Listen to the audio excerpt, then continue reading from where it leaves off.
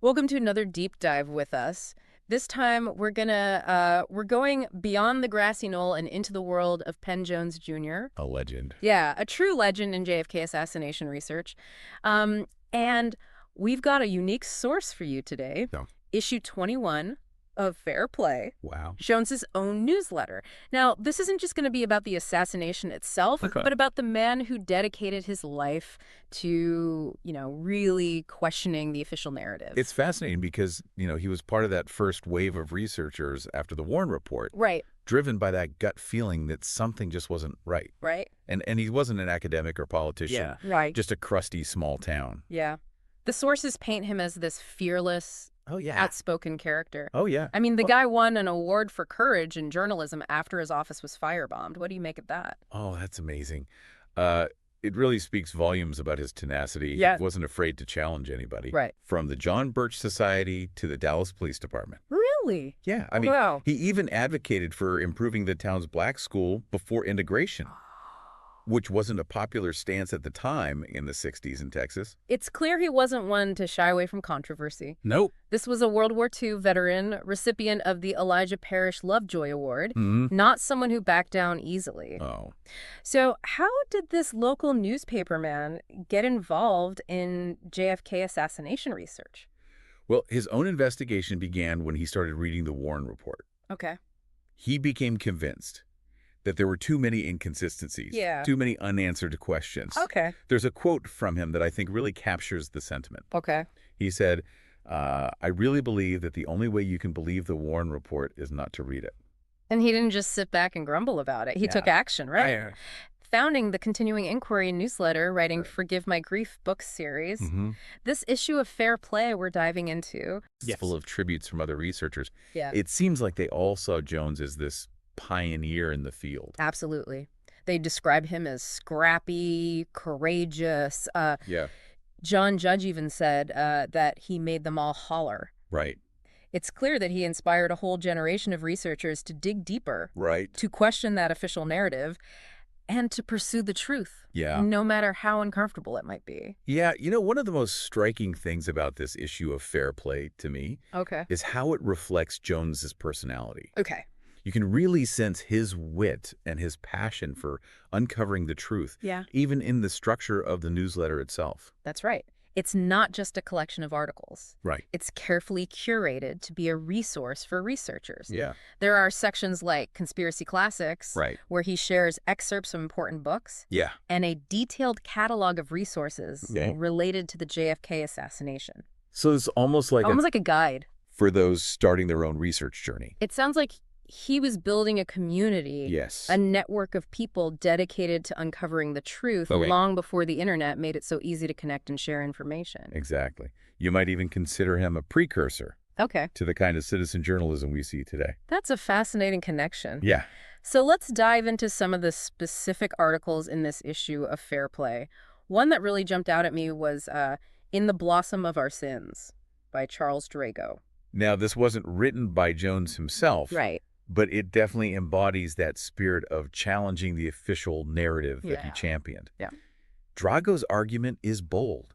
Okay. He urges researchers to be more assertive in declaring the truth about the assassination, Okay. even if it means employing the tactics of the enemy, as he puts it. Wow. That's pretty strong language. It is. And he uses some pretty intense metaphors, too, Yeah. comparing the cover-up to the desecration of the Black Hills. Likening researchers to the Sioux, Jews in the Warsaw Ghetto Uprising, even the Viet Cong. Drago's style is definitely provocative, but it makes you think. Yeah.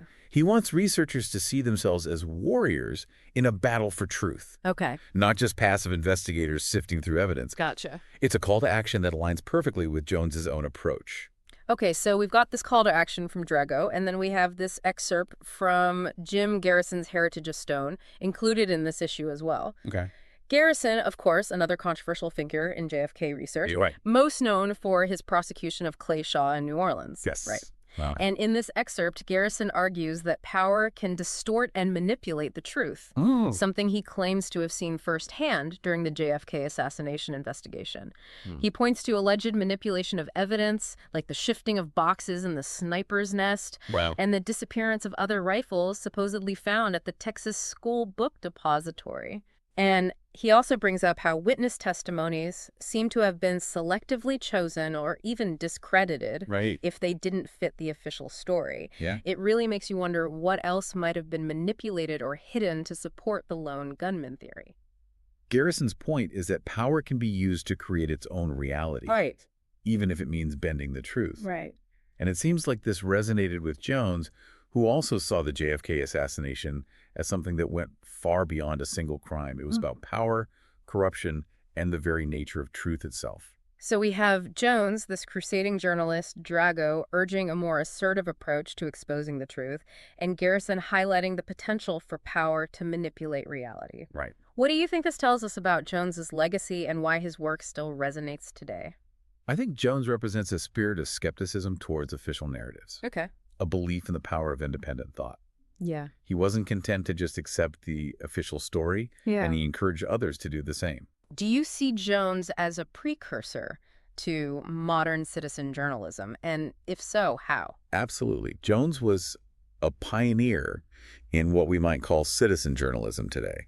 Okay. He was doing his own research, publishing his findings, and creating a platform for others to share their work, Right. all outside of the traditional media channels. Right. This was long before the internet made it easy to connect and share information. Right. So he was truly forging a new path. That's a great point. And it's a legacy that's incredibly relevant today, especially in our age of information overload, where it's easy to get swept up in prepackaged narratives. Exactly.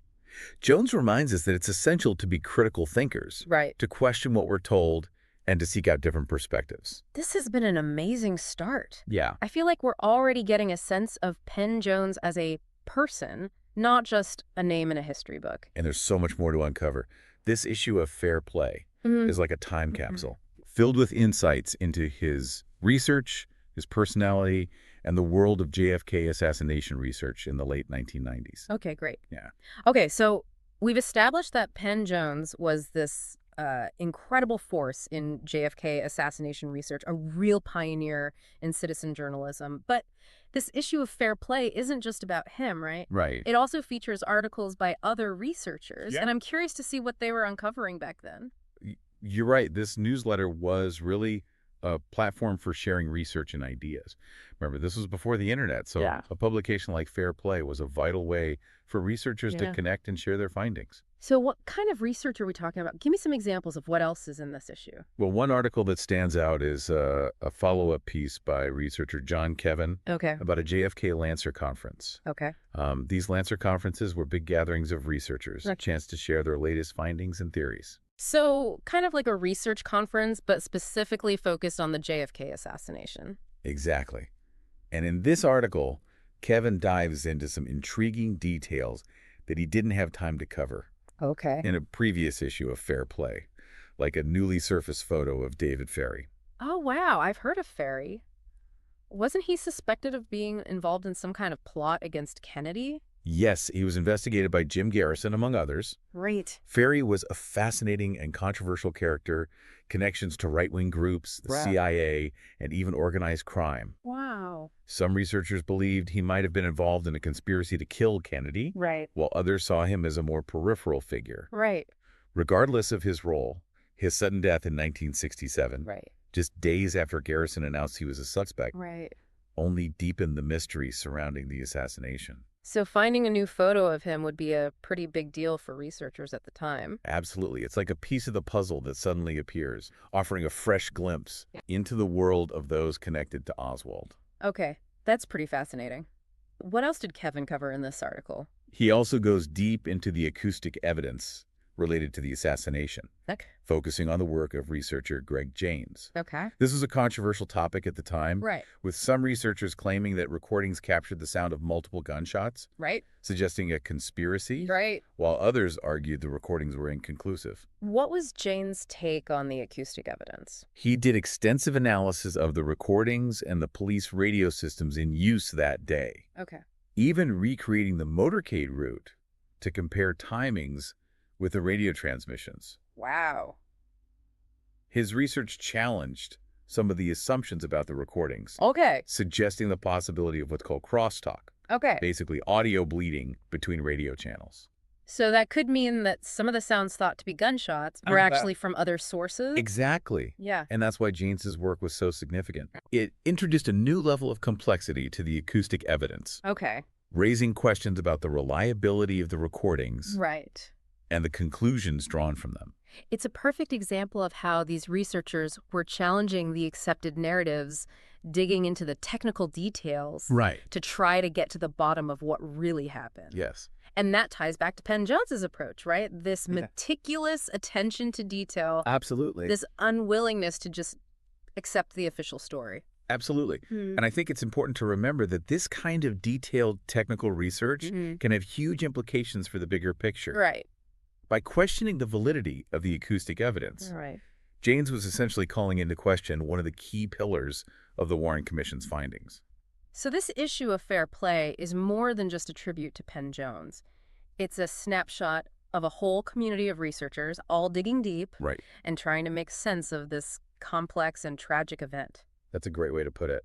And what's remarkable is how, even in this pre-internet era, these researchers were finding ways to connect, Right. share their work, and build upon each other's findings. It's inspiring, really. Yeah. They were driven by this shared passion for uncovering the truth, even if it meant challenging powerful institutions and risking their own reputations. Yeah. It reminds me of those tributes to Jones we talked about earlier. Yeah. What else do they reveal about the man beyond his research? That's a great transition. You know, what really comes through in those tributes is not just Jones's brilliance and dedication, Okay. but also his warmth and generosity. So not just the crusty editor we imagined earlier. Was there another side to him? Definitely. Yeah. People describe him as being incredibly kind and supportive, Okay. always willing to help anyone who is serious about seeking the truth. Okay. Researcher Robert Groden, for example, shared a story about meeting Jones for the first time at Dealey Plaza. Okay. Groden was just starting out in JFK research. And Jones, who was already a legend in the field, took the time to talk to him, encourage him, Wow. and even gave him a copy of his Forgive My Grief book series. It sounds like he was a mentor to many in this community. Absolutely. And I think that's an important part of his legacy, this idea of passing the torch Yeah. to a new generation of researchers. Yeah. He wasn't just focused on his own work. Right. He was invested in fostering a community dedicated to pursuing the truth. Okay, so we're seeing Jones as a brilliant researcher, a courageous journalist, a generous mentor, Right. and a bit of a character. Yeah. But these tributes also highlight his unwavering dedication to the truth, right? They do. People describe him as a crusading journalist. Right. Someone who wouldn't back down from a fight, even when it meant facing threats and hostility. Right. And remember, his newspaper office was firebombed, most likely due to his outspoken views. That takes a lot of courage to keep going after something like that. It does. And I think that fearlessness is something that many researchers admired about him. He was a role model for people who were willing to stand up for what they believed in, even when it was unpopular or dangerous. It's a powerful legacy. It reminds us that the search for truth often requires courage and resilience, especially when you're challenging powerful forces. And it makes me wonder, if Jones were alive today, what aspects of the JFK assassination do you think he'd be focusing on? That's an interesting question. I think he'd be fascinated by the information that's come to light since his death, Yeah, especially the documents released by the Assassination Records Review Board. right. There was still so much information that was classified when he died. Exactly. And he was always so meticulous in his research, so I can imagine him poring over those documents, looking for new clues, Yeah. connections, anything that could shed more light on the assassination. But I also think he'd be interested in how technology has changed the game when it comes to JFK research. Absolutely. The internet has revolutionized the way we access and share information, Right. and I think Jones would be both excited and cautious about its potential. He was a journalist at heart, so he'd be fascinated by how online platforms can be used to connect researchers, Right. spread information, Right. and even challenge official narratives. Right. But I also think he'd be wary of the potential for misinformation and manipulation, Right. especially with the rise of social media. It's almost like he was preparing us for this moment, this Yeah. age of information overload where it's Mhm. so important to be discerning and skeptical. That's a great insight. Yeah. Jones reminds us that we all have a responsibility Right. to question what we read and see Oh, online, right. to seek out diverse perspectives, and to be critical thinkers. Okay, so we've explored the structure of fair play, Mhm. the diverse range of research presented in this issue, Yes. and the moving tributes to Penn Jones himself. Right. What else can we unearth from this time capsule? There's one more section that's particularly intriguing, especially given our discussion of Jones's legacy as a citizen journalist. Okay. His curated catalog of books and resources related to the JFK assassination. It's like a reading list designed to guide those who Okay. want to delve deeper into the topic. A reading list curated by Penn Jones. By Penn Jones. I'm all ears. What kind of books did he recommend? This catalog is fascinating because it's more than just a list of titles. Right. It's a snapshot of the state of JFK research in the late 1990s, Okay. the key books and authors shaping the debate at the time. So it's like a glimpse into the research landscape before the internet changed everything? Precisely. And it's fascinating to see what books Jones considered essential reading. Yeah. There are some familiar titles, Okay. like Sylvia Meagher's Accessories After the Fact, Okay. one of the earliest and most influential critiques of the Warren Report. Ah, a classic. I've heard of that one. But there are also some lesser-known books that might surprise you. Okay. Jones was always on the lookout for new research and perspectives, Right. even from authors who weren't well-known or who had controversial views. Okay. It shows how open he was to different perspectives and how dedicated he was to expanding the conversation about the assassination. So he wasn't just promoting the established researchers. Right. He was actively seeking out new voices and ideas. Exactly. And what makes this catalog even more valuable is that Jones didn't just list the books. Right. He provided commentary, Oh, wow. highlighting their strengths and weaknesses, guiding readers towards what he considered the most important works. Okay. It's like having a personal guide to the world of JFK research, Right. curated by one of the most respected figures in the field. I love that we're getting this insider's view of what researchers were reading and debating back then. Yeah. It really brings the history to life. It does. And what's remarkable is how many of these books are still relevant today. Yeah. The issues they raise, the questions they ask, are just as important now as they were back then. So out of all the books he recommends, is there one that stands out as particularly crucial for understanding Jones's own approach to the JFK assassination? There is one that he specifically highlighted, Oh. Harold Weisberg's Whitewash series. Okay. It's a multi-volume analysis of the Warren Report, Okay. and Jones considered it essential reading for anyone who wanted to understand the flaws and inconsistencies in the official narrative. Weisberg was another one of those early researchers who really challenged the Warren Report, wasn't he? He was, and he was known for his meticulous research and his relentless pursuit of the truth, Right. much like Jones himself. It's fascinating to see how Jones used this catalog not just to list books, Yeah. but also to offer his own insights and analysis. Right. He was really shaping the conversation about the JFK assassination, even through something as seemingly simple as a reading list. He was. And I think that speaks to his role as a leader and a mentor within this community of researchers. Right. He wasn't just uncovering information, he was helping others navigate this complex landscape and develop their own critical thinking skills.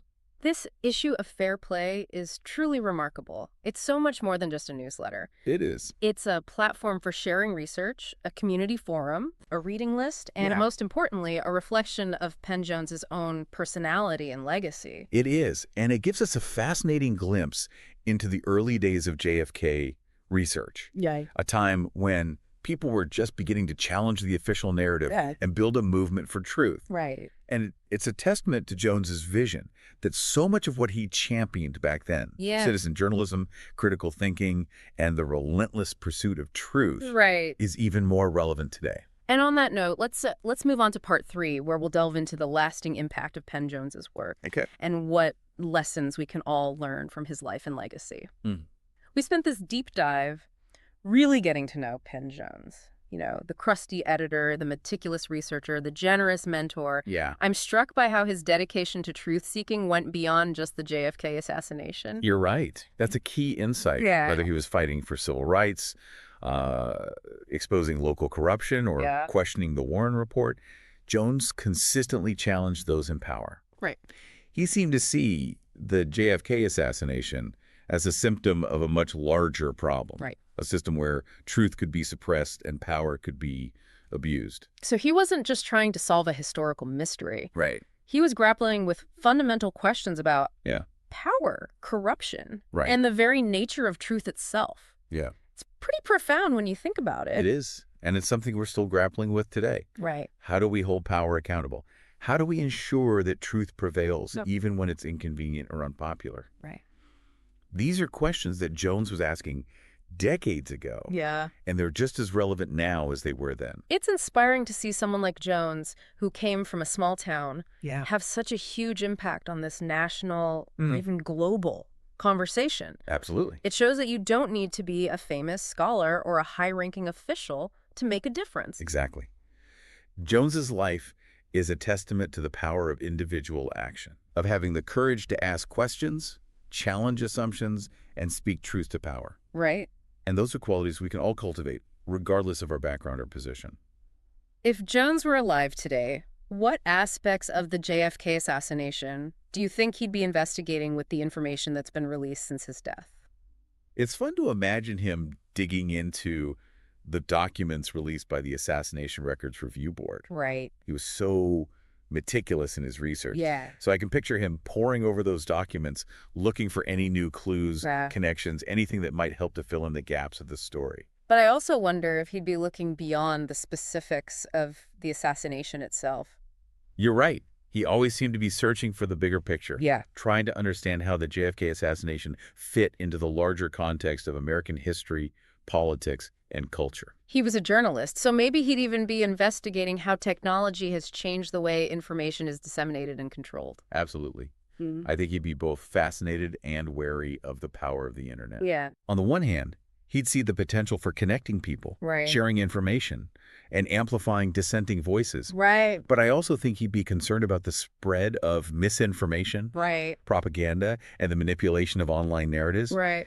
He'd be urging us to be critical thinkers, Yeah. to question everything we see online, and to develop the skills to discern truth from falsehood. It's almost like he was preparing us for this moment, this age of information overload, where it's more important than ever to be discerning and skeptical. That's a great point. Right. And that's why his legacy is so important today. Right. It's not just about the JFK assassination. It's about equipping us with the tools and the mindset Right. to navigate a world where truth is often contested and power is constantly seeking to control the narrative. So as we wrap up this deep dive into the life and work of Penn Jones Jr., Yes. what's the key takeaway for our listener? What can they learn from his example that they can apply to their own lives? I think the most important lesson is the power of questioning. I Don't agree. just accept what you're told, even if it comes from authority figures or trusted sources. Right. Be curious, be skeptical, be like Penn Jones, and dig a little deeper. Be crusty and scrappy. Exactly. Do your own research, Yeah. seek out different perspectives, and be willing to challenge the accepted narrative, Right. even if it makes people uncomfortable. Right. And don't forget, as Jones showed us, Yeah. sometimes a little humor can go a long way in this search for truth. It's fitting, really. This man dedicated to uncovering the truth about a dark chapter in American history Yeah. also reminds us to embrace our own curiosity and never stop questioning the world around us. We hope this deep dive has inspired you to learn more about Penn Jones's work and the ongoing quest for truth in the JFK assassination. Yes. Remember, there's a whole world of knowledge out there waiting to be discovered. Yeah. And it all starts with asking the right questions. Thanks for joining us on this journey. If you're interested in learning more, we encourage you to seek out Jones's books, Forgive My Grief, and explore the online archives of Fair Play. Yes. There's a wealth of information waiting to be unearthed.